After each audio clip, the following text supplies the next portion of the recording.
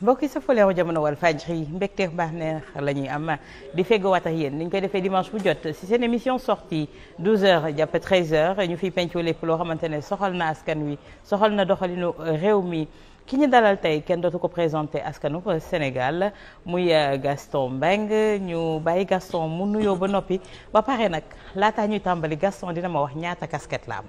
Gaston maa ngi lay nuyu. waaw maa ngi lay fay di la nuyu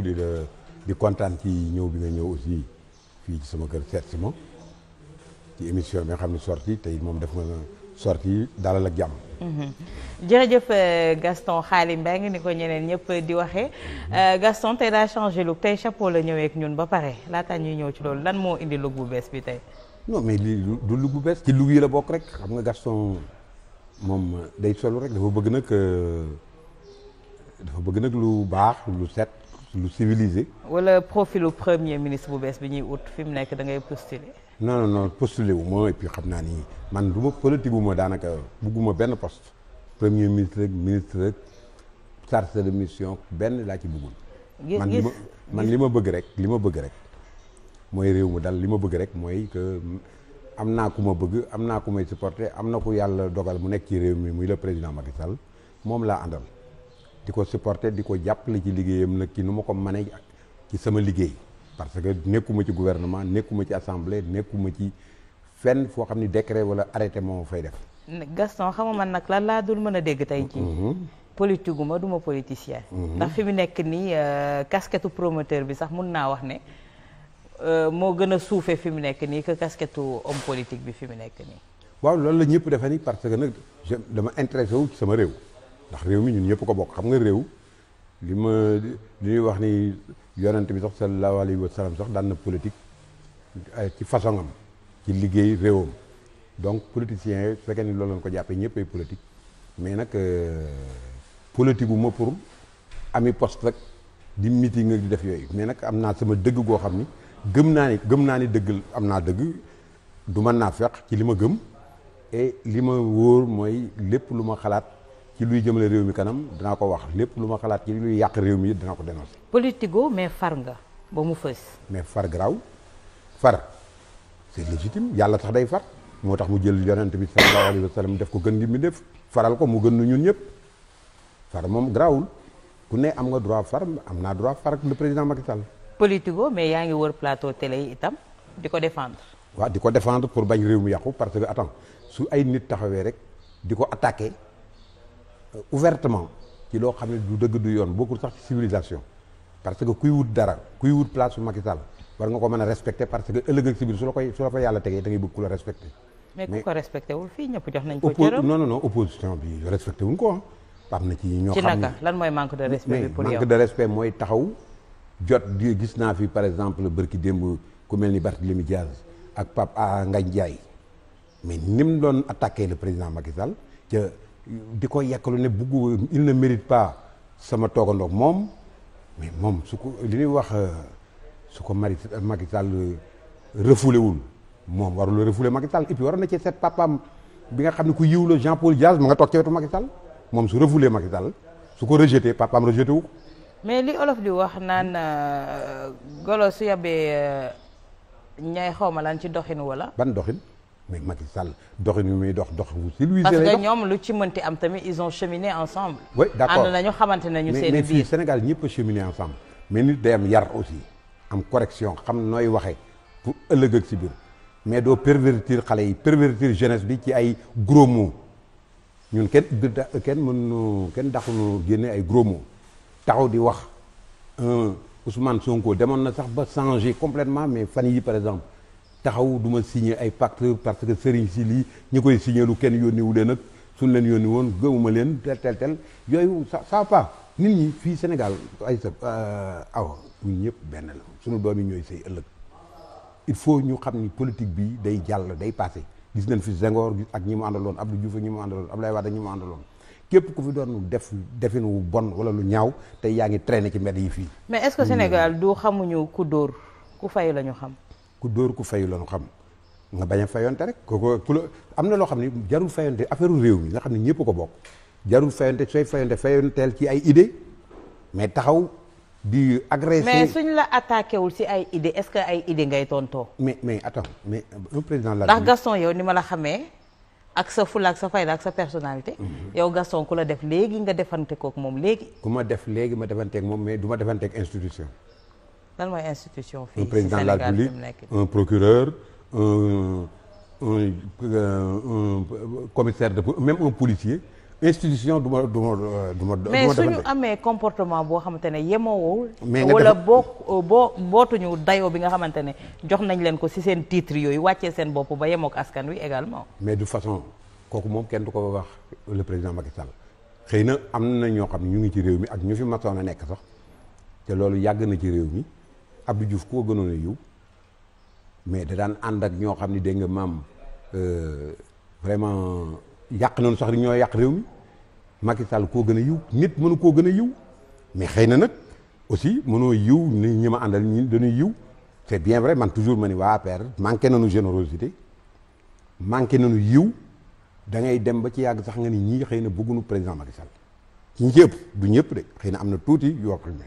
fexe nañu it ak seen man ak seen karab yi ak seen pexe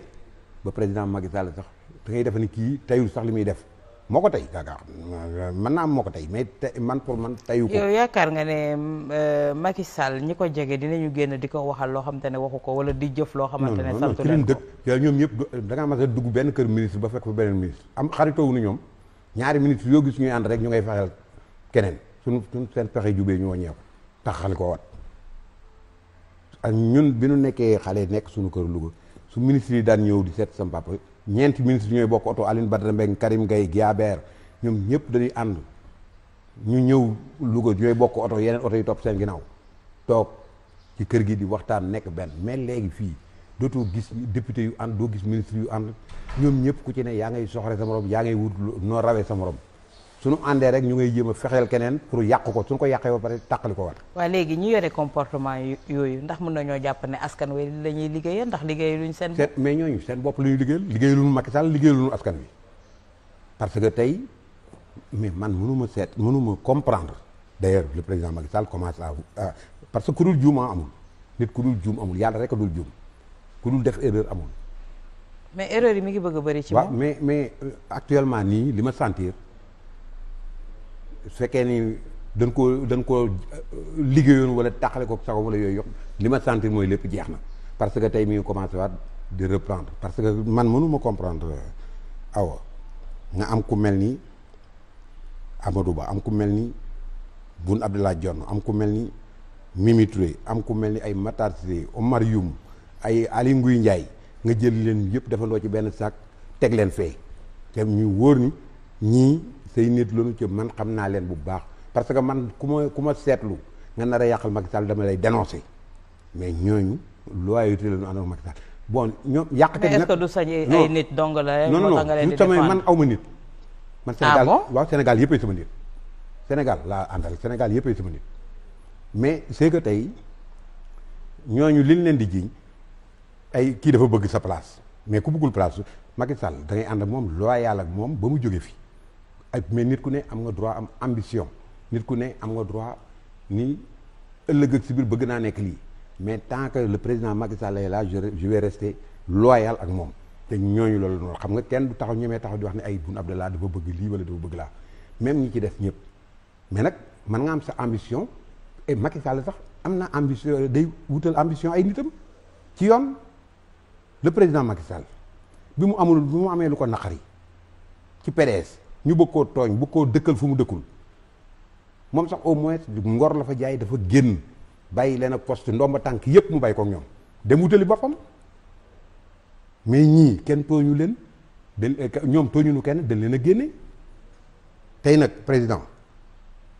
gis naa tey affinité yi relation yi yëpp retissé waat na ko ñoom ñëpp mi ngi nekk ak ñoom mi ngi wax ak ñoom say léeg-léeg nga seen koog Mimi Touré léeg-léeg nga seen koog Boun Abdallah Amadou Ba noonu et tout ça. mais lan moo waral revirement de situation bi lu tax mu deltuwaat ginnaaw. non du dellu ci affaire deltu ginnaaw la nag mais lu deltu ginnaaw réew soo ko yoree dem ba nga xam ne réew mi ngi am beneen tournure war ngaa mën a xoolaat parce que loolu c'est honnête reconnaître par exemple même su dee erreur nga reconnaître ko dellu si ci kii la bokk. mais est-ce que dañu soxla président buy làmbatu. bul tatone non mais làmbatu mu mel ni ku ñu fayal lamp yi mu nekk ci lëndëm gi di nit. non président Macky Sall ñëpp xam ne su la làmbatoo réew mi du mel nii. mi ngi réew mi nu mu mel. nan seetaat mais nag gis nga awa réew mi xam nga ne réew mi yëpp sànc la. sooy ñëw fii embouteillage yi bëri na dëkk bi yëpp gas nañ ko. mais dana ba looloo tax réew mi looloo tax réew maa ngi dox. dund gi seer na gis nga Paris. société sénégalaise yu bëri ñi ngi tëj. mais les entrepreneurs privés également ñoom ñëpp ils ont mis la clé sous la porte. Covid bee ko indi. Covid c'est la Covid da nga weddi Covid bi Covid bi moo ko indi mais par exemple. mais la Covid a bon dos de. elle a bon dos xaw na nu rey. ndax ku jóg ne Covid bi moo tax lii am lii am mais c'est la réalité mi ngi ñuy yóbbu laa xel ñi fi des sax xaw am sens tuuti ña dee ñoo sax est-ce que ñoom ñun ñoo am sens est-ce que ña dee sax gënu na noppalu parce que fekkee am ay yenn souffrance yi di ko fekkee soo nee tey dëkk bi dafa xat dëkk bi dana xat ndax infrastructure yi mu entamé France tool woon na fi il y a 7 ans sooy dem aéroport jógee République wala nga jógee Champs-Élysées jëm aéroport tu fais 4 heures de temps ci yoon wi parce que boobu dafa doon defaraat avenue yëpp doo am foo jaar te pourtant aéroport ak Champs-Élysées 45 minutes la mais tey bi mu paree. loolu borom oto yi la mais soo doon jël tram bi wala ngay jël métro wala ngay jël. Ordeval moo tax président ngi defaraat terre beeg yi yëpp taxaw leen ba yooyu yëpp sotti danañu gis un Sénégal nouveau bu nu yàkkamti àddina xëyul sotti ci benn bis nan xaar tuuti mu pare li muy pare lépp moom malgré li mu esselé wu parce que man je dis que le président est esselé. parce que kan moo ko esselé. ñi nga xam ne daf leen a yaakaaroon. te kenn woteelu leen kenn falu leen président rek a leen fal président c'est le responsable de tout ce pays là. moo leen fal président su esselé wu moom la neex. xam nga tax mu esselé wu c'est parce que un président de la République day joxe ay instructions pour moom su ko joxee ragal na ni il est persuadé que li mu joxe ñu ngi koy def nit ñi suñ ko deful président par exemple dana joxe dara defe ni sotti na fekk kenn réglé wu ko. te loolu affaire traîtrise la parce que un président de la République la fal su la joxee instruction da nga ko war a respecter. mais olof danaan béy su ànd ak moroomu béyam su moytuwul ñu def ko cere. est-ce que su àndal moroomi béyam. waaw ndax président. dañu naan c'est un président jeune. bi mu ñëwee waroon entouré wu de jeunes de sa génération. ndax am des idées neuves pour mën a liggéey mais dañu gis ne il s'est entouré de vieillards yoo xamante ne 80 90 yi jëm na kaw. ñooñu bëgg koo xalaat mais yan vieillards benn ñaar ñetti vieillards. ndax jeunes yi ko waroon yaa ngi leen di lim dàq na leen. jël les Mahmoud Saleh ak autres teg leen ci wetam. ay jeunes la àndal ba léegi dans le gouvernement y a que des jeunes mais jeunes mën naa yées. mais jeunes qui ont des esprits de vieillards également. mais jeunes wax zéro yëpp. jeune voilà loolu laa foofu laa jëm jeune mën naa yées màggat xam nga lu am solo ci àddina loyauté ak générosité ci Sénégal gii Sëñ Touba générosité la amoon Mame El Hadji Malick générosité am nit ñu baax ñi fii ay Sénégal était un pays généreux nit ñi dañoo bëggante woon nit ñi dañ daan demante vacances suñu doom yi daan xamante léegi kenn xamul kenn da ngay bokk ak nit ndey ak bàyyi seen doom daje ci mbedd mi duñu xamante réew mi yàqu ba pare nit ñi boole ci kañaan goo xam ni da ngay sax waaru awa da ngay waaru parce que attends le président Macky Sall li mu war a def lépp gis nga ñi ko xamul rek mais Macky Sall man lu ma mer dama koy may nag benn. circonstance atténuante. waaw parce que xam naa ko xam naa xolam xam naa li ci moom. xam nga nag Sénégalais Gaston. waxtaan bi nag moo di ne Macky Sall la ñu faluñu ay entourage am. mënuñu toog fii naan Macky Sall dañ koy jox bénéfice du doute dañ koy accorder circonstance atténuante du moom waaye buur ayul dak yaa ay ñamu àndal lak yi ni mel non je suis désolé te Macky Sall warul nekk novice en politique warul nekk novice en gouvernance mais awa Macky Sall du novice en politique ni en gouvernance mais réew dafay yaatu il faut que nga partager pour nit ñi jàppale la ci mais peut-être dafa xaw a manquer chance partager kook ñoo xam ni amuñu loyauté amuñu générosité mais loolu Macky Sall mënu ci dara mais Macky Sall rek mënu la yow même sa kër suma kër gii mënuma dugg ci néeg yëpp bis bu ne mënuma xam sax lu xew ci kër gi il faut nga dem yàlla suturaal la nga am ay doom jabar doom nit ñoo xam ni au moins honnête na ñoo la mën a gérer kër gi. mais xam nga dafa am lenn loo xam ne moom la vendroon Sénégalais yi. moom moo fi taxawoon ne la patrie avant le parti. waaw. moom moo fi waxoon une gestion sobre et vertueuse.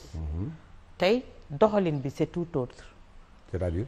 ay gorom la fal ay mbokkam la fal te daf leen waxoon ne du mës a yëkkati big ne mi ngi xaatim di nommer képp ku bokk ak moom deret. mais loolu te il l'a fait. mais loolu. gestion sobre et vertueuse gis nañu dossier yu bëri yi nga xamante ne ñu épingle leen moom mu ne moom moo ci teg cooncam. yooyu yëpp également Gaston waxtaan wax dëgg Sénégal lu ne fàng kenn du ko jeex. Sénégal lu ma jaaxal ci ñoom soo amee defaloo say mbokk ñu ni defalul mbokkam nga am defal say mbokk ñu ni li tax muy defal mais defal sa mbokk loo moom. loo mais Sénégal ñun ñëpp ko bokk mbokkam yi mu fal danoo bokk aussi ci réew mi c'est pas parce que Macky Sall lañu bokkal rek que dañu leen a privé de tout suñu amul woon mérite waaw mais tey yow. Macky Sall kenn waxu ko woon moom moo toog wax ko ci làmmiñu boppam kon wax kàddu kilifa daf koy jëfee. xoolal Macky Sall ñaata rakk la am kenn nga ciy dégg muy Aliou Sall ñaata goro la am. bari nañu ñaar nga ciy dégg wala ñett mais au moins loolu nag war nañu ko mën a may nag borom réew Senghor Adrien Senghor a ngi fi woon ñoom ñëpp a ngi fi woon Maguette Diouf a ngi woon fii ci taxawu Abdou Diouf Abdoulaye Wade a ngi nii Karim Wade a ngi fi woon. mais dañ ne woon la woon day woon ni. waay mais même suy woon ni parce que nag su fekkee ni man damaa nar a nekk président de la République ca samay mbokk kenn du ci jariñu kenn du ci truc yàlla na bu ma ko nekk. parce que nag tey mënoon na leen bañ a fal teg leen ci position yeneen peut-être su leen joxoon tey ay marché wala yooyu ñu ne li tax muy jox gore mbokk yi marché li tax muy jox mbokk yi xaalis mais xanaa président de la République du falu rek pour priver ay mbokkam de tout mbokk yi c'est ay sénégalais lañu dañ fi bokk te ñun nañ ko yéene jàmm yéene mbokkam yi jàmm qu'est-ce que à quoi ça gêne que mbokkam nekk dara man de yéenewul ma parce que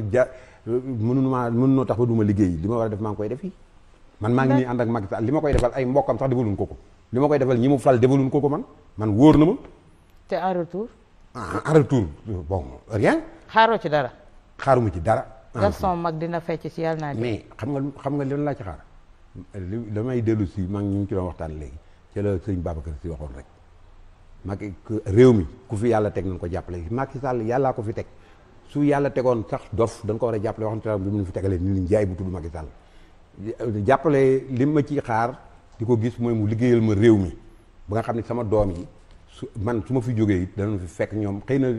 coono yi ma daan daj ñoom ñu bañ koo daj. te loolu mi ngi ci. waxtaan wax dëgg di nga jël sa xaalis di ko investir nii à perte et profit xaaroo ci dara en retour. xam nga maa ngi lay naan mag du fecc yàlla naa de waaye ndox mu tàng su ko mag di naan. suukar saa tax di non suukar see tax li nga wax nii xam nga man maa ngi nii tey xam nga ci milieu làmb ji laa nekk. Covid bi ñëw lépp bloqué wu entreprise yi tëj secteur yu bëri wàññi seeni personnel ma ñëw man bàyyi woon naa làmb pendant 4 ans ma ñëw dellu soit ci làmb ji rien que pour sama mbokku mbër yi pour sama bopp d'abord mais pour sama mbokku mbër yeeg sama doom yeeg sama rakk yeeg jarbaatu mbër yi ma ñëw fexe ba def samay montage financier parce que làmb dañuy defe ni da ngay jël 1 milliard rek ñëw tas ko ci làmb ji làmb ay montage financier ma jël ko tey def ay combat yoo xam ne dëkk bépp moom la ñuy soow ba léegi di ko soow ba defe ni Macky Sall daf maa jox ay milliards.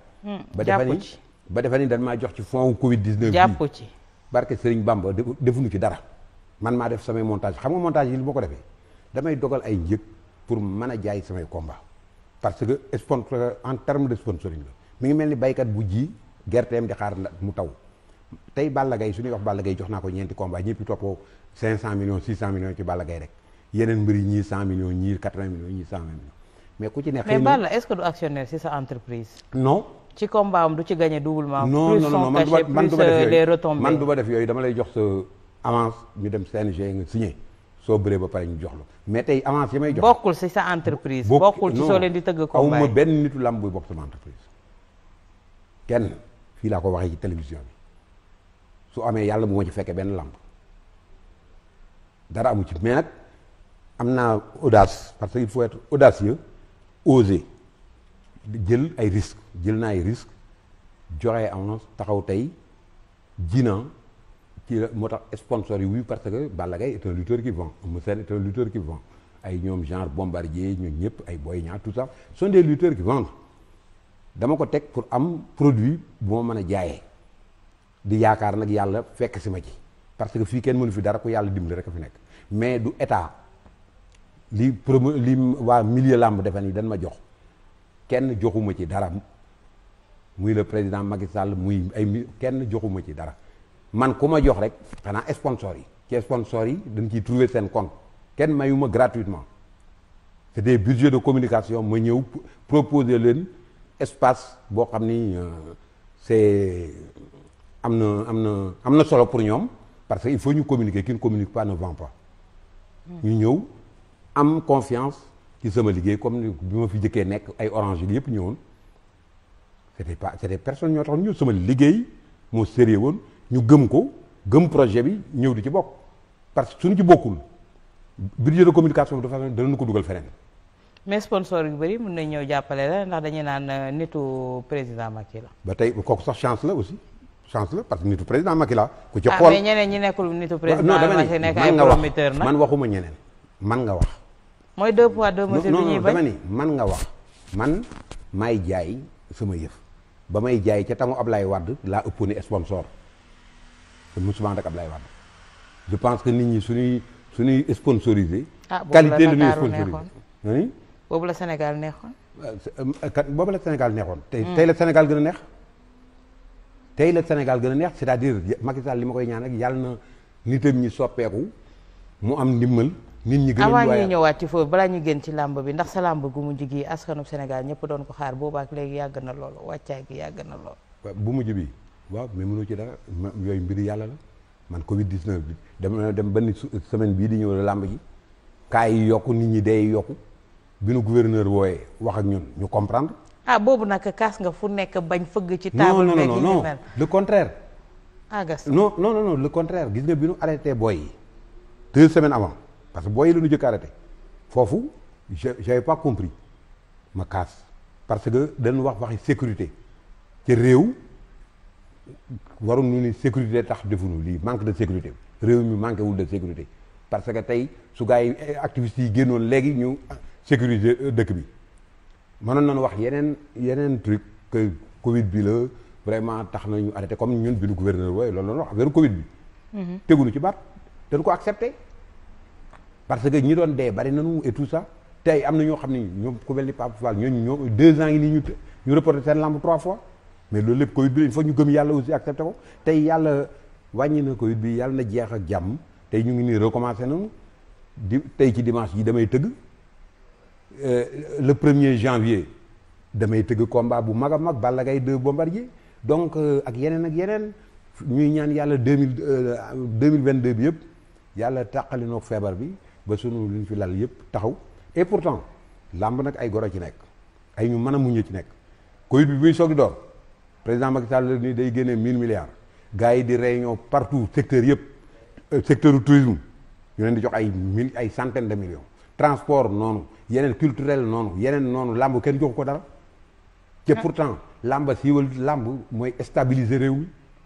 parce que waa làmb yor nañ non yor loolu lañu foog danoo ñee kon danoo ñee mais même transport aérien dañ leen a jox ñun ñu toog seetaan xale yi seetaan lépp ba loolu sax a tax gënoon a merloo xale yi parce que defoon na ni man la ñu jox lépp wala ministère bi la ñu jox lépp wala danoo lekk xaalis bu lewul te man bugguma xaalis bu lewul donc vraiment may profité sax ci plateau pour wax ni le président Macky Sall lamb ji sonn nañu te man lamb bi ma ci dugal ren li gën a tax pour stabiliser réew mi yéen ngeen am ministre de la lutte stabiliser réew mi moo ma ci dugaloon. parce mais que ministre de la lutte kon booba yéen ñun journaliste ngeen àtteeg ak seen i chroniqueur ñuy yekk lu ne Macky Sall di yekk lu ne état bi di yekk lu ne ma ne ñii taxal ma ñëw contrecarrer leen ci sama façon xam naa ni Sénégal plateau lamb la ñu gën a bëgg fu nu tegee seen chronique ma teg samay signature contrat samay face à face nit ñi di waxi lamb grand place yi waxtaanee waxi lamb ñu ndax ñu noppal Macky Sall loolu ci li ma ci gënoon a dugal ci la bokk boo ko xamul woon tey nga xam ko tey.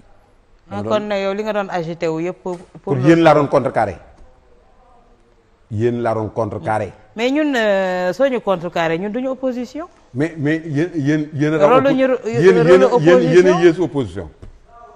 parce que opposition amul fu nu waxee sax ñoom dañuy jékki-jékki rek. ñun suñu yéesoon opposition ndax tey di nga toog ak man nii. non yéen a yées opposition. toog nañ fii parce que ñun xamuñu parti pris te wax ji may wax sax xëy na neexul soo sayoon tey ma sànni xeer dóori marto mais danaa sànni xeer sax non du question sànni xeer dóorul matti mais loo xamante ne man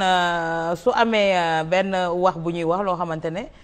lu objectif lay doon man soxlawuma loo xamante ne voilà. pour voilà sànni c'est xeer ça pour sànni xeer mais tey jii wax nga carrément j'ai préféré parler ak yow parce que dama lay suivre xam naa la ay non ci yéen am na ci ñoo xam ni vraiment bugguma si tey tur ñoo xam ni ñu koy wax ñu positif la ñu malgré que suñuy wax sax léeg-léeg man j'aime bien nga wax critiquer pour am la vérité il faut critiquer pour am la vérité parce que déterniru leen vérité bi yëpp léeg-léeg ngeen taxé dara Gaston fekk Gaston melul noonu léeg-léeg ngeen taxé dara Macky Sall fekk Macky Sall melul noonu mais il faut prêcher le faux pour avoir le vrai léeg-léeg. mais tey kon na Gaston di agité wu yooyu yëpp parce que mën nañ jàpp ne am nga lu la metti tey jii Macky Sall reconnaissance bi mu war a am envers toi amu ko jotee ci moom jafe na la. nga jàpp ne y a certains de ces hommes yu la tëjal buntam moo tax ngay agité wu. non man kenn mënuma tëjal buntu Macky Sall de façon minute bu ma neexee mën naa dugg biir palais Macky Sall su ma ko bëggee gis ko mais nag am na loo xam ne aussi du man du ma def forcing pour gis nit Macky Sall en 2008 en 2009 en 2010 en 2011 minute bu ma neexee laa doon dugg këram. su ma duggee gërëm fekk kook waa APR yëpp de pur APR yi laa wax de nga xam ne ñoo fi nekkoon ñooñu sax gisatuñ fi kenn léegi presque su ma ñëwee daf may jël recevoir moom vraiment ñuy waxtaan. et on était trop proche kër gi nga toog nii ñëw na fi yenn fi presque may maye sama doom mu defal ma boobu honneur. mais booba fi la fekk Ousmane Tanor Dieng booba ñoom ñaar sax demeewuñu woon noonu parce que kee nga PS kii nekk APR di soog di ñëw. dinaa ñëw ci parti socialiste mais dama ne ña nga àndaloon démb. tey nga jekk loolu mu neex loolu gisuñu la sa wet gisuñu leen sa wet loolu la naka la ko olof tuddee. non xëy na xam nga nag njiitu réew aussi bu président de la République aussi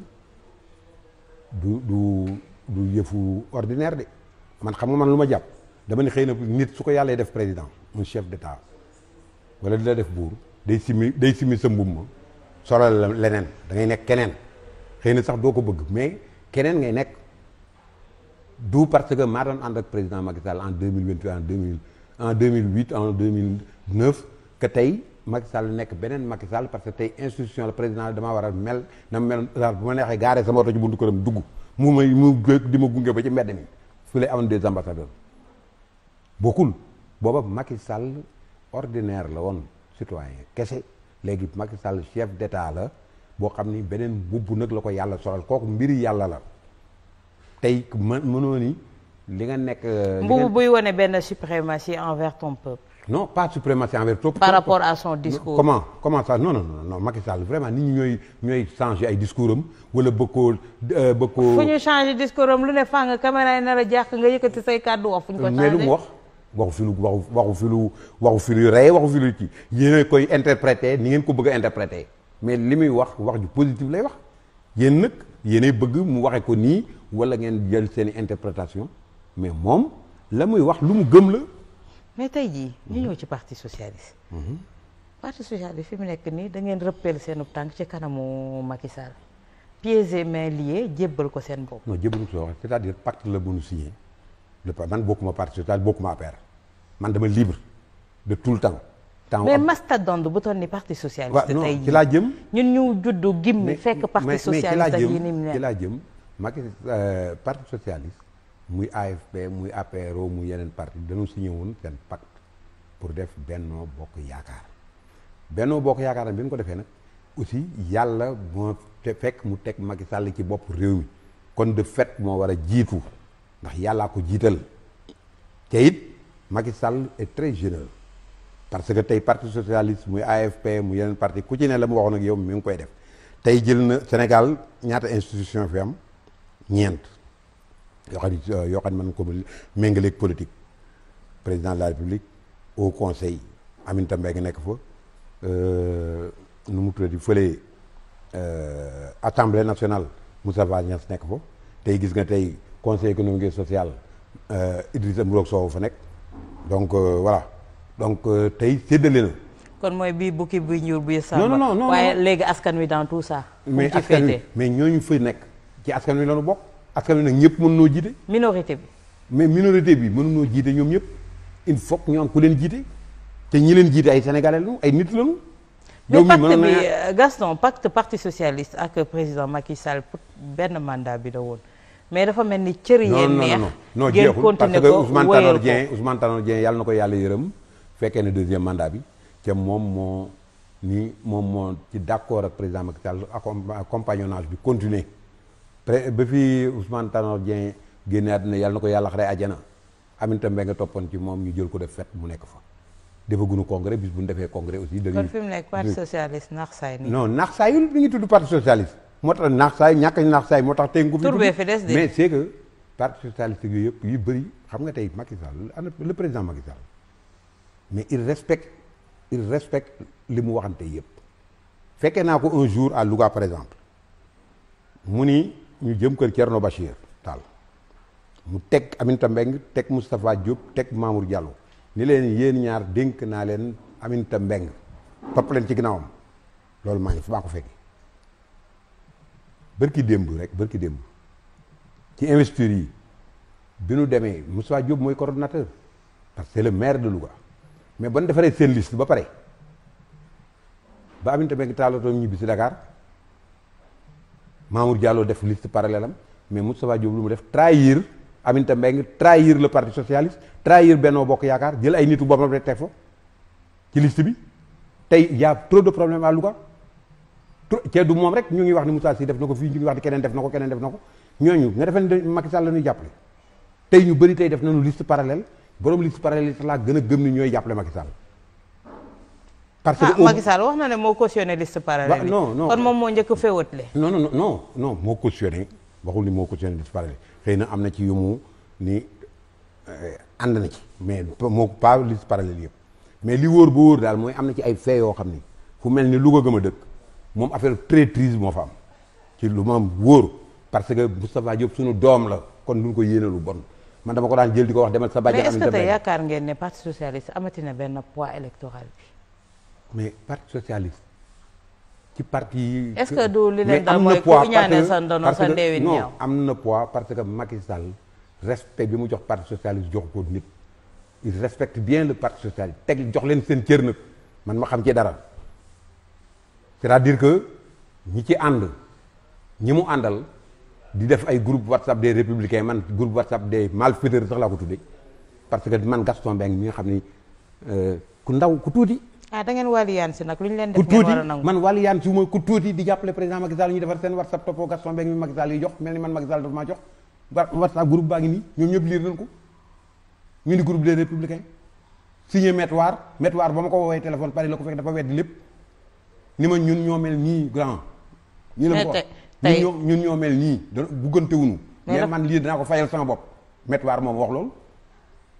bi ma koy wax maa ngi toog ak seede bu jege lool président Macky Sall. mais tey ci élection locale yi ñu dëgmal Gaston. gis nañ li nga xam te ne moom la préfet yi taxawee sous préfet yi taxawee ko mbir yu flagrant yooyu flagrance bu mel noonu gëj nañ koo gis ci réewum Sénégal. ndax liste yi fare ci nguur gi yëpp nga validé. ñu faree ci ko ceeg gi yëpp ci ëpp nga invalidé ko. xam nga ay sotti man su ma sayoon liste yëpp la ñuy validé su ma sayoon liste yëpp la ñuy validé. et loolu moo arrangé sax benn bokk mais lii flagrant ci laa jëm loolu moo arrangé benn bokk yaakaar xam nga le président Diouf bi ñu changé code électoral dafa jóge voyage wàcc journaliste yi aw ko aéroport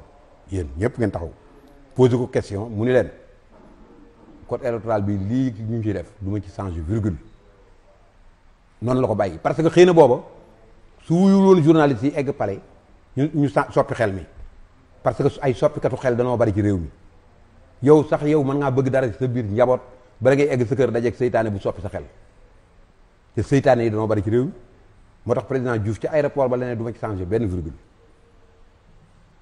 président Macky Sall yi ñu koy jiiñ yëpp honnêtement pour man bokk ak ni ma xamee woon président soppeeku de mën naa am mais man da ragal naa ni du moom mooy def ay nit ñooy def du traître nag le président Macky Sall suy régler compte am dana ko régler d'une autre manière mais du la weer sax ouvertement comme ça mais président Macky Sall soo ko tooñee wala nga tooñ réew mi xam ne nu mu koy régler ca nan seetaan fii ak ci kanam tuuti xam nga ñu ngi wax waxi premier ministre. mais ki élection toog yaa ngi ñëw naan yenn dossiers yi maa ci teg sama coonc mais kooku ñi ma bëgg rëq seen digg maa ngi rëq seen digg ñi ma non, bëgg waxu rëq ci sama bul digg yokk- bul yokk mais wax si ji. doxalin bi la ak ci wax jëfin bi non bul yokk am na wax leen yoo ji. xam ne waxul- jëfin waxul- dafa non, am xam noo nga koy li may wax seen li may interpréter wax seen garaaw yi nii ay fu mu foo déggee mu ni ñi ma bëgg rek seen ah ñi ma bëgg rëq seen digg mi ngi koy defee ci anam gu ko soobee wax loo leen ko lu mu waxul loolu waxul kenn nit ku ma bëgg a rëq ndigam peut-être que nee na cel kooku lapsus la rek. am na yenn yoo xam ne tu as même pas besoin de parler les gestes parlent d'elles-mêmes. waaw d'accord voilà mais comme président Macky Sall nit la koo xam ni dafa gëm li muy wax véridique peut-être que nit ñi ñoo comprendre wul il a préféré dire que am na yoo xam ni maa ci teg sama loxo xëy na wax ji moo heurté mais ana ña fi nekkoon ñenu bokkoon ci liste bi yëpp ñu war a leen a yóbbu kër yi. tey am na ci ñoo xam ne ñu ngi nii ci moom. waaw nekk sax ci gouvernement bi. waaw léegi mais léegi dara. mais àddina day léegi dox loolu mooy transparence non àddina mais nit àddina day dox parce que tey dooni nit kii dama koo bàyyi rek dama koo war a rendi ci réew mi la bokk su ngeen waxee ba juboo wala ngeen wax mën ngaa soppi nit sa papa maa ngi la woy net léegi ñun sa papa du mu daan wax ànd ak doomu Djily Mbaye moo ëpp xaalis ci réew àddina bi du mérite ànd ak doomu Abdou Diouf muy président de la République wala rako Abdou Diouf du mérite mooy nga fekk sa moroom yi nga juddoondool ci dëkk bi yaroondoo ñoom ci dëkk bi ñu def ay njuumte wala ñu def ay bévu nga fexe ba nu mel ni yow wala ñu gëm la loolu mooy mérite mais ñëlee xëy na defoon nañu ay bévu defoon nañu ay njuumte defoon nañu même ay flagrant délit mais wax nga ak ñoom fexe ba delloo si leen parce que xam nga ni ñii nekkoon ngeen en même temps biir PDS xam nga ni ay kàngam lañu nga am ci ñoom yaakaar nga ni naa leen sauver wala réew mi mais ñooñu suñu ñëwee bëgg a jaar feneen wala bëgg a def yooyu ba affaire traîtrise ñoom ñoo nekk traite su leen bis bu leen rendee sax ñu mérité nañ ko parce que nit mën nañ koo sawe mën nañ ko soppi ci ay defin. bi muy dindi poste premier ministre ñu bëri dañu xool doxul wax toog ndax mu bëggoon centraliser lépp ci kawam ne may buur may bummi. waxee woo noonu waxu ni may buur may bummi moom dafay yaakaaroon lépp ci man lay centré wu. waaw mais dafay yaakaaroon ni. xëy na su centré lépp. amul yaakaar. waaw non président yaakaar am na ci ndax nekkoon na premier ministre président yëpp dañuy yaakaar nekk na ci gouvernement ñaata at. mais xam nga tey xam na lan mooy rôle premier ministre. xam nga tey xalif généraux yi wala imam yi xam nga kenn ëpp leen xam-xam kenn gënu leen a jege yàlla. suñu sañoon tey feebar bi fi nekk du fi nekk mais ba feebar bi ñëwee ñu yem ci dañ koo accepté di wut leneen di jéem a fexe nu mu fi jógee. tey koo ci gis ñoom ñëpp mu ngi takk masque am tey président Macky Sall c'est la même chose bi muy changé premier ministre xalaatoon na ni moom su ko changé xëy na affaire bi dina gaaw affaire bi dina gën a bar xalaatoon na ko tey grandeur la que mu dem ba xam ni li mu xalaatoon doxalul réew mi mu ni damay dellu si waat ma def marche arrière dellu si mais loolu c'est de la grandeur. lan mooy grandeur ndax jël constitution bi di roof ak roppi. lan la roof gomeek dégomé di bind yenn yi nga bindee ko créé yenn yu ñu bindoon big sax nga blanco ko. dellu si waat defaat ak yi ni mel ndax loolu grandeur la ak fenn fu Macky Sall patriotisme blanco xam nga ñenn blanco ay nitam ñu jox liste yi ñu nekk ci biir dëkk yi di blanco di changer ay non mais Macky Sall du blanco koo xam ne yow rek yaay signé yaa moom say décret loo ciy blanco. constitution bi ko moom.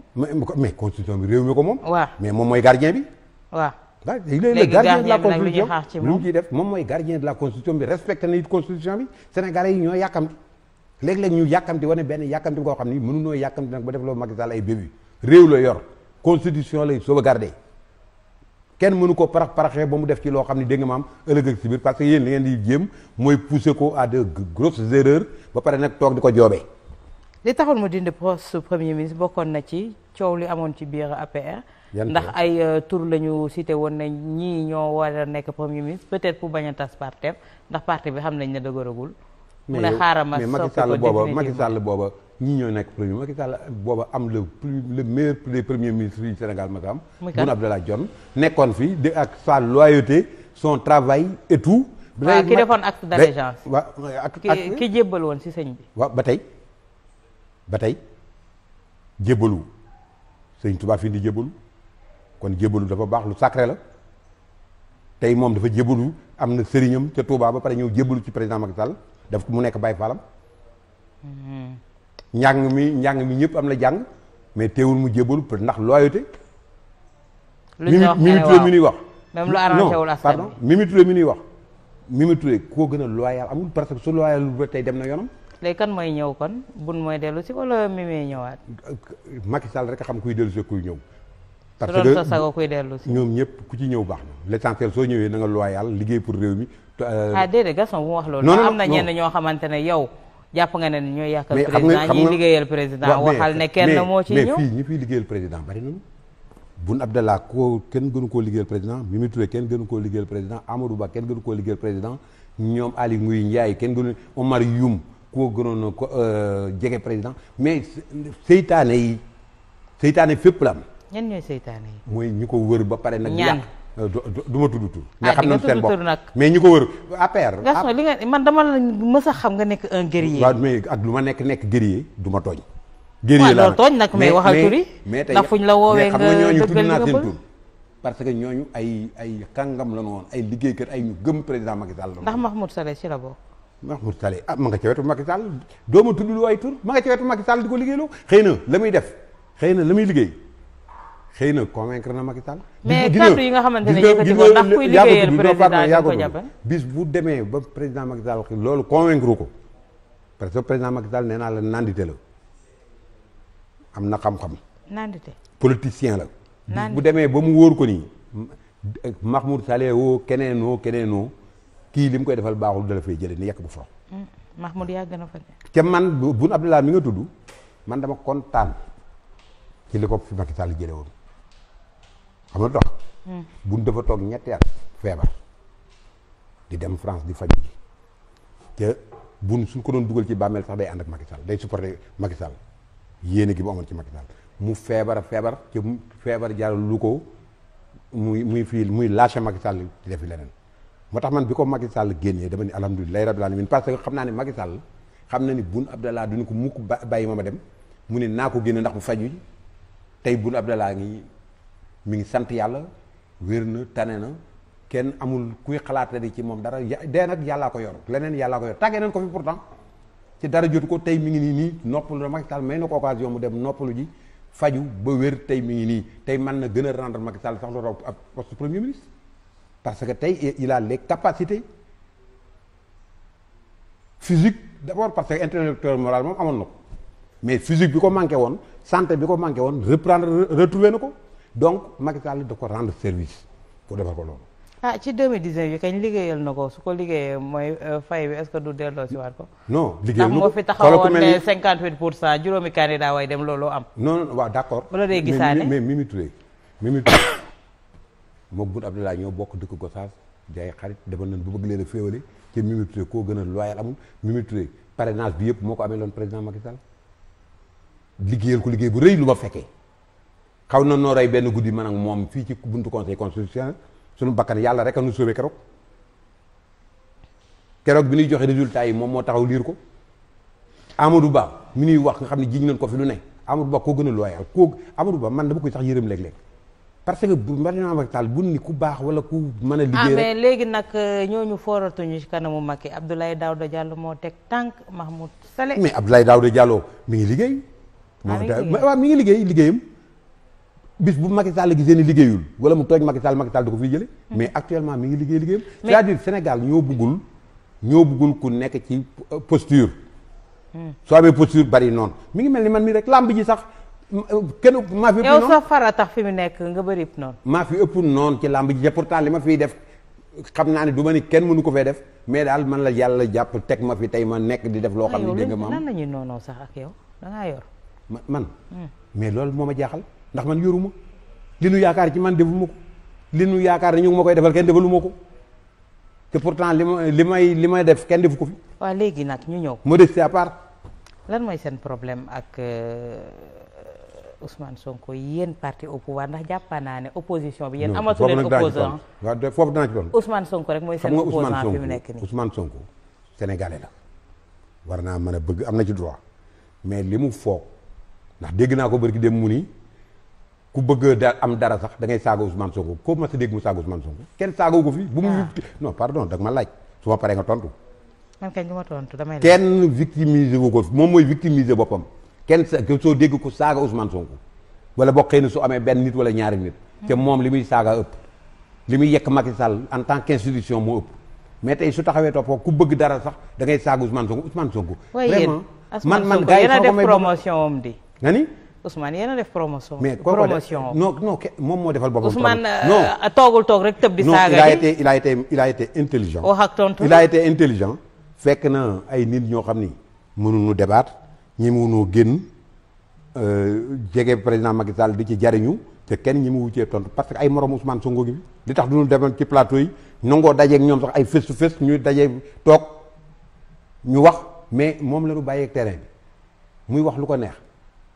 yéen da ngeen di wax laaj ak tontu la comme li ma la waxoon sànq ci njëlbeen bi Sénégal xamuñu ko dóor ku fay la ñu. non dama ni xamuñu ko dóor soo leen ko bàyyi woon impôt et domaine gi mu toogoon ndax tey jii góoraa bi dina am sax suñu ko bàyyi woon impôt et domaine sax xëy na kenn du ko xam. waaw kenn du ko xam mais ba erreur amee ba nu jëlee ko foofu parce que it état lu mu def rek léeg-léeg mu def loo xam ne peut-être njuumte am na ci mais même suñ ko fa jëlee xëy na loolu la yàlla dogal liggéeyam ma fa jeexoon mais tey ba mu ñëwee ba nekk politicien pur et dur su taxawee ci terrain bi di wax ñi nga xam ne ñooy jariñoo ci nguuru Macky Sall kenn du ci jóg tontu lu dul toog seen salon yi di jëw Macky Sall sax far Macky Sall ñi mu gën a defar waaw ñi mu gën a defar ko dàq jëw tey ñi mu defar tey seen yéene su sotti woon Macky Sall du toog fii te pourtant ñoom la enrichir ñoom la joxe milliards ñoom la defal lépp te tey su seen pexe juboon Macky Sall du fi toog. bon maa la wax lii. ñu ni siis sama maas gi nga xam ni li muy def yëpp c'est du naturel. c'est du naturel c'est pas parce que damay kii sama bopp mais c'est du naturel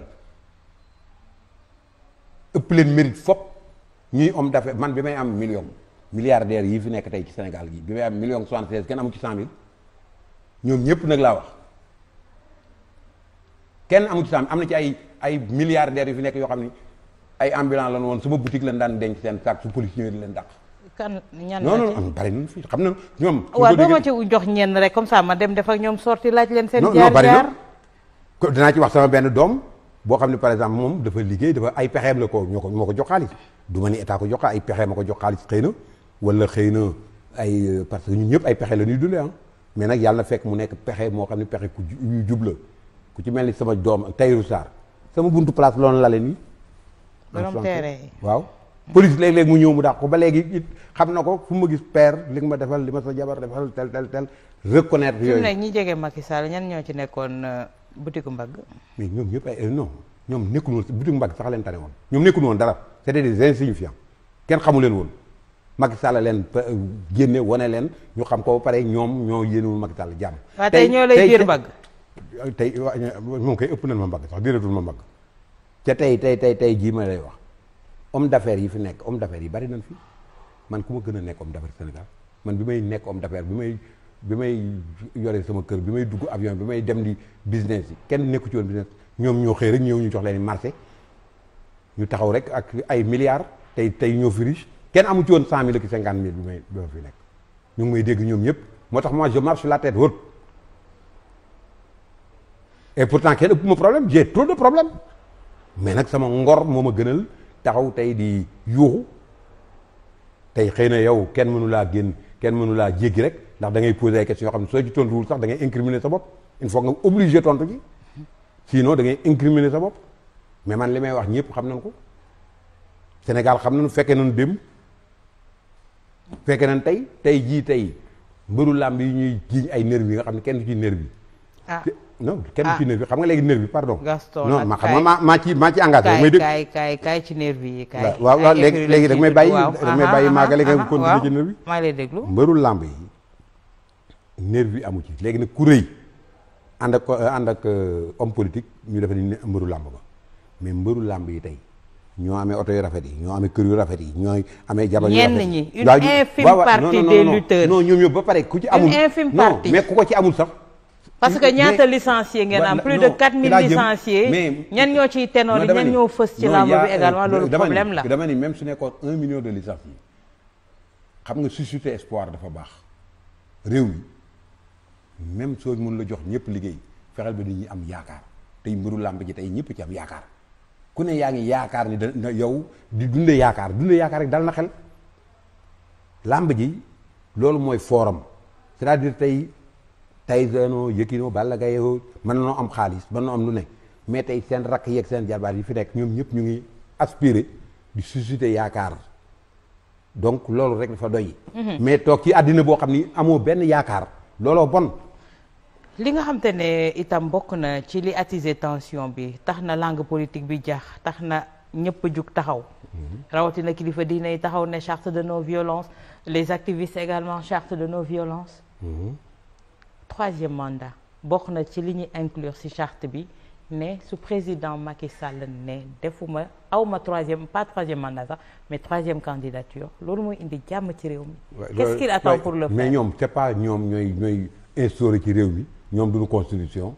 ñoom lu ñu bëgg nañ dem assemblée nationale wala ñu def référendum ñu wote ko loolu la ñu waroon demande nañ defaat référendum wala yooyu. mais taxaw toog seen biir salon dem xeex fële ñëw saaga policiers yi saaga commissaire tam demu commissaire yi jiñ leen sàcc portable ba pare taxaw di wax ñooy defar ñoom ñoo ñuy defaral règlement boo xam ne non ñoom du opposition bi de les activistes laa wax ak sëriñ ñoom ñëpp ligue bi ñoo taxaw ci charte de non violence ñoom ñoo proposé loolu sëriñ non ñoom proposé wuñ ko de non société civile moo jug muy waa ñoo lànk waaw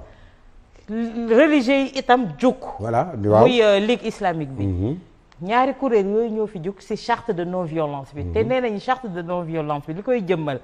ñu inclure ko ci mooy y aura pas de troisième candidature c'est pas l'opposition ñoom ñi ngi ci seen xeex di ko xeex d'accord mais ñoom xaatim loo wuñu mais dama bëgg nga wax ma ñan ñoo wax loolu point boobu waa ñoo lànk ak waa ligue islamique mais ñoo lànk ay activistes lañu rek mais du ñoom activiste ça veut dire quoi attends du ñoom ñooy xam nga man activiste yi dama leen défendre damay wax tout le temps ni président yaay président ak activiste yi yaay président opposant yi yaay président bandi yeeg ñu baax ñeeg gor ñeeg ñu gorewul ak ñëpp yaay seen président kon ñëpp nga war a déglu mais nag du ñoom ñooy imposer nit ñi lu président Macky Sall wala lii lañu war a wax wala lee lañu wax nan def ci constitution ba ñu xool ko su fekkee ni constitution bi rek a leen mën a atte su constitution bi ne Macky Sall sa 2 mandats yi fi la yem kenn mënu ci dara Macky Sall day dem ñoom su ñuy wax nan wax ak mais est-ce que constitution bi kañ leer na 2e mandat fa la mën a yem kon nañ ko bàyyee constitution bi moom danañ wax lu leer ku koy ragal ginnaawam kañ lañuy kenn du ma imposer di ma wax ay bala nga fiy tëggati làmb lii ngay def ak yooyu du ma ko nangu man kenn du ma ko nangu président du cédé sax ci boobu chantage ak yu kenn xamul yooyu seen chantage yooyu ñuy def président du leen ko nangul du ko nangu nan wax ak constitution bi loolu constitution moo koy atte mais tey bala ñuy def non violence il faut que ñu signer lu ni doo am 3e mandat ku fi non violent defante ko nit ñi non violence pour lan pour rey ay doomu jàmm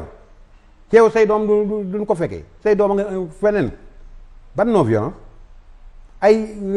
kanam fii non ñan la ca ñeenti nit rek ñooy yu wër toujours wala juróom taxaw di wax waaye non violence mais waa Ligue islamique bi ñoom ñoo gën a violent ñëpp nga defee ni Ousmane Sonko sax tane na parce que Ousmane Sonko vraiment man dama accepté li muy wax man léeg-léeg damay am admiration sax ci moom sauf que bërki dem bi mu ne rek du ma signé lii du ma signé am na ci droit su ko neexee bañ a signé mais ñi gën a violent te ñooñu Ousmane Sonko leen gën a muus ci dana leen nax ñoom ñëpp jaar ci seen kaw du jaar ci kaw Macky Sall mais ñoom dina jaar ci seen kaw ay waaw ay waa yeew yi man su ma gisee ñi daan contrôle Macky su Ousmane génnee su ne nga mu ne ngee li may wax c'est important su maxu su Ousmane waye moom mu aw non li may wax xam nga tey man su ma gisee yeew yi damay rus lu tax damay rus li tax may rus mooy Ousmane Sonko a du mérite fexe na ba jiite leen ñoom ñëpp yooyu laxas takk leen yëpp def leen ci poosam su ma gisee Habib Sy mag mu day ni Habib Sy di woy Ousmane Sonko ak ñoom ñoo doon ñoom lu ñu deful fii ci réew mi amul te ñoom Ablaye Wade leen defaroon rek ñoom su dul Ablaye Wade kenn du leen xam soo gisee tey Khalifa Sall sama rakk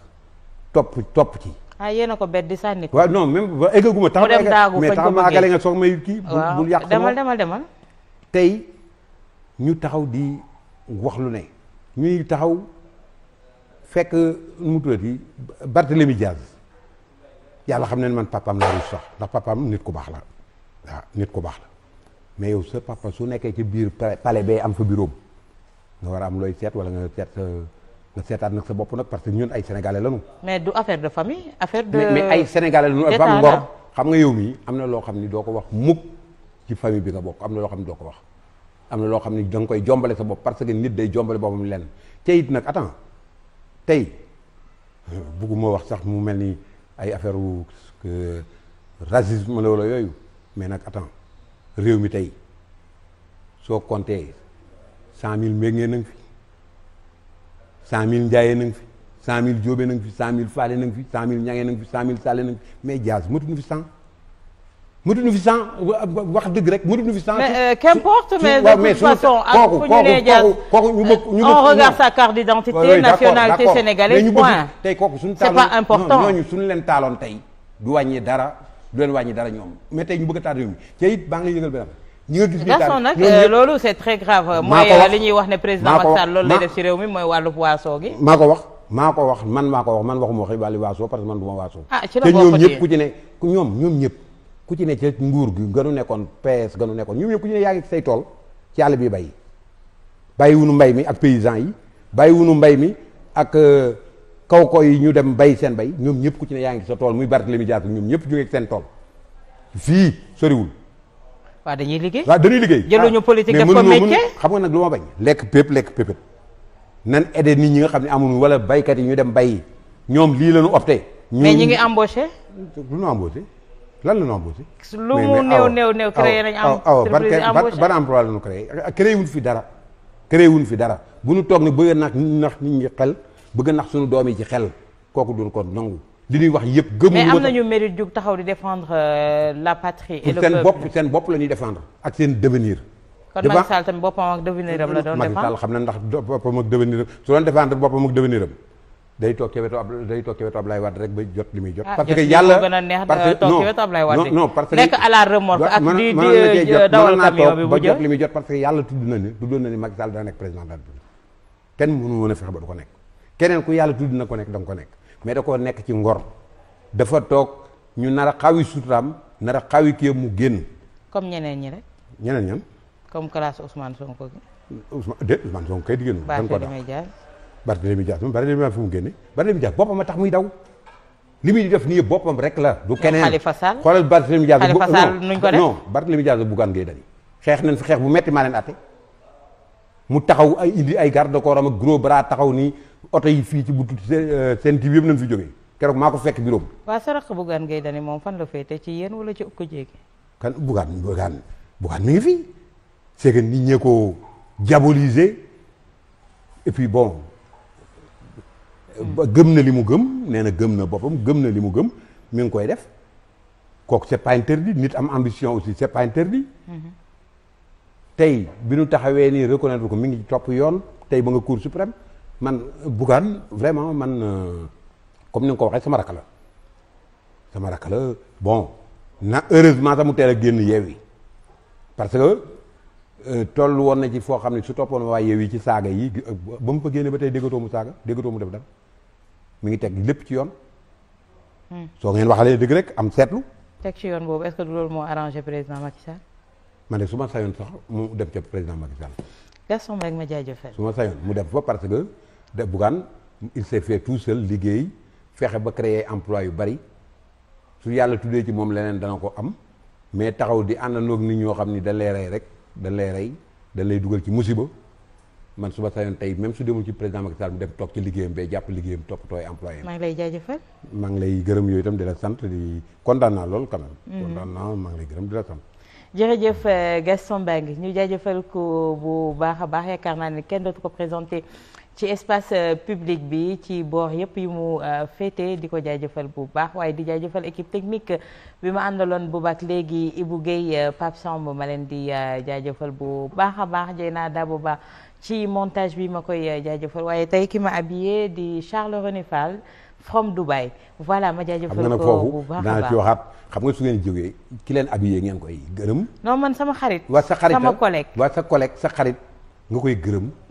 c'est bien parce que nit su la defalee da nga koy gërëm. waaw mais di leen gërëm président Macky Sall mi ngi leen defal. mi ngi leen amee réew mi di leen ko gërëm. mi ngi leen amee réew mi di leen ko gërëm aussi. Charles maa ngi lay gërëm bu baax a baax. Charles ñu ngi lay gërëm président Macky Sall aussi Awa Diop Ndiaye ngi lay gërëm. di gërëm samay waajur ci ñu ma yoree jërëjëf di leen jaajëfal yéen ñi safoo Leeru Jamono Walfadjri dig daje dimanche bi di ñëw bu soobee suñu borom ci beneen numéro sorti